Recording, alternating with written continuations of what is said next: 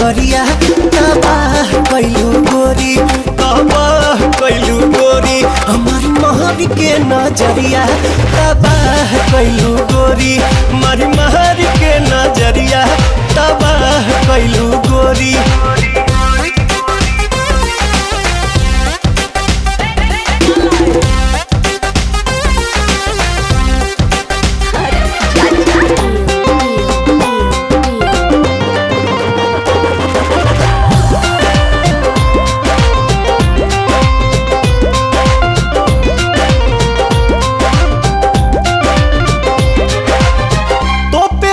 चीज कके चलबू घर हो देखियो ऐसन पीस बदली केहू के विचार हो।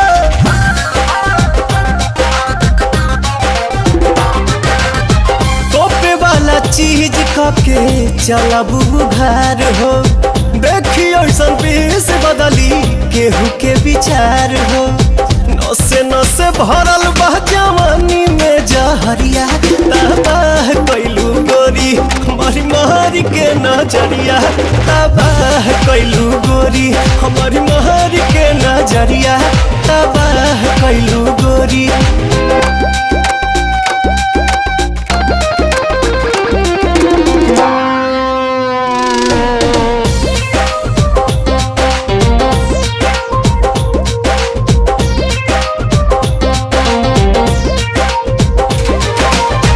कनखी से ताकेलू जब चश्मा हटाई के राही के घाही कैलू देही में सटाई के।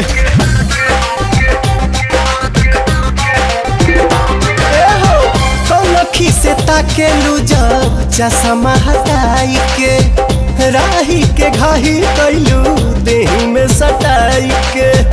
खाए से पहले भभका देलू गगरिया तबाह कैलू गोरी हमारी महर के नजरिया तबाह कैलू गोरी हमारी महर के नजरिया तबाह कैलू गोरी।